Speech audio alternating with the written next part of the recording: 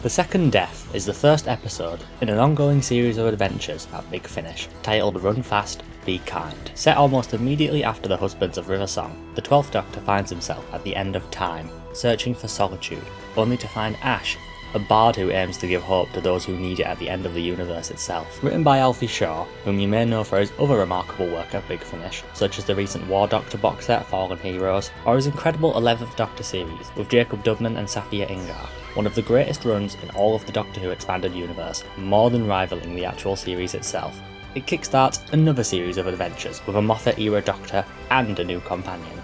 Speaking of, the 12th Doctor is played by John Culshaw, actor, comedian and impersonator known for the series Dead Ringers, as well as his other work for the company that is Big Finish, such as his pitch-perfect take on the Brigadier that is frankly uncanny. Known for his voices, he is well known for a wonderful Tom Baker impression and a very impressive John Pertwee. Taking on the role of the 12th Doctor, he's a more than fine choice, but he does take some getting used to. Unlike, say, Dudman's 11th Doctor, he doesn't sound identical to Capaldi, and so I choose to think of it as more another actor's take on the character, strongly inspired by the original. Even then, as you listen to this episode, it becomes easier and easier to picture the 12th Doctor when you hear his voice, and he's especially good at the more sombre moments of this incarnation's character. It's not a perfect impersonation of the 12th Doctor, and to me, it does sound sometimes a little more like Culshaw than Capaldi, but it becomes less noticeable the more you get used to it. And Culshaw is a talented actor in his own right. He delivers the emotional scenes with great weight and has great comedic timing. I think there's a great sense of chemistry between him and the actor taking on Ash, who is to be his new companion, which you always want. Ash is a really refreshing companion. He doesn't always entirely get on with the Doctor, and is sometimes frankly furious with him.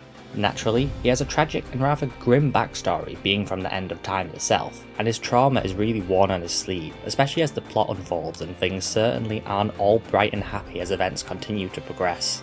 First of all, just from the covers, I really like Ash's look. I really like his costume, and honestly, I do just think the actor looks quite cool. Another thing is that I long for male companions. I do enjoy that we tend to favour the female companion. It's a tried and tested dynamic that we all love. It's refreshing, however, to see the Doctor travel with a young man, which is quite uncommon. And it reminds me of some classic pairings like Stephen Taylor in the First Doctor.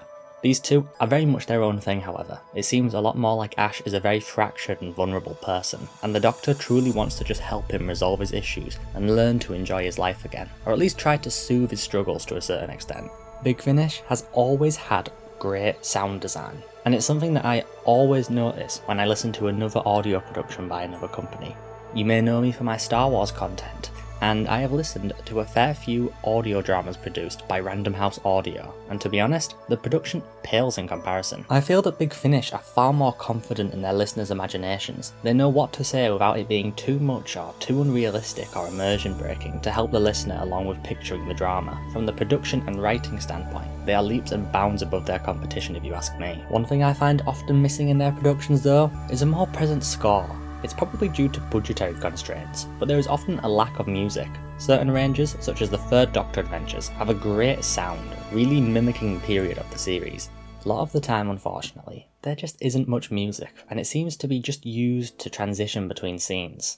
That's not the case with this audio. Borna Matosic composes the music for this series, who worked previously on the 11th Doctor Chronicles to really give it that early to mid 2010s Murray Gold sound, and he's back, injecting real life into the drama with his music that feels so era appropriate. A new theme for the 12th Doctor, and the utilisation of music throughout being far more present and appropriate to the story and era is just wonderful. I can't overstate how much it elevates the story. It really transforms the listening experience, making it far more entertaining and enjoyable. Ash's guitar is missing a string, so when doing the parts on guitar, Borna would miss out a string to capture that. It's that sort of attention to detail that makes this series seem to be shaping up to something special already. I also love the uniformity and stylisation of the covers for this series. The Doctor and Ash are front and centre, with the clock-inspired time vortex design from Capaldi's era swirling around them. There's an image in the background relating to the story, and I love that it has this visual style and one so stylistic. It's something I attempted to replicate in the thumbnail because I enjoyed it that much, and I really pushed my extremely limited Photoshop skills to accomplish it, so I hope it looks somewhat half decent. Gwyddian Evans' performance is also something to note. I really loved how he took on Ash and confronted his more emotional moments. It got me emotional at times, and to get that from me so early is really impressive. It's his performance and how well written Ash already is that makes me care for him so much, and I'm just so excited to see more of him and the 12th Doctor. There's a particular moment at the end which I won't spoil, that shows his great talent as an actor and also reveals Culshaw's impressive take on this Doctor that has given me full confidence in this duo going forward. Every element of the production is at full form here,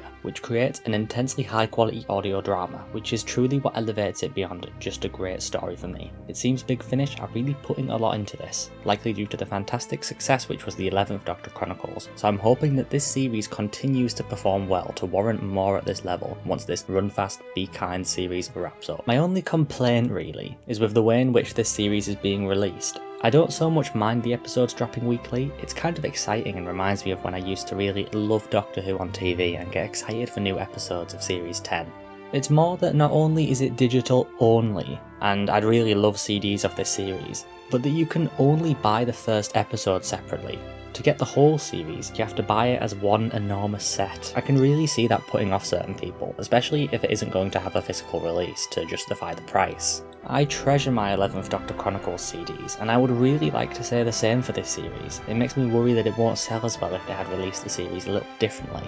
Regardless, I strongly recommend this series and I can't wait for more to release. Let me know if you enjoyed this little video covering the first episode and if you'd like it for the subsequent releases too, or if you'd prefer my more usual video essay style once the series has fully released in a big retrospective. Thanks for watching.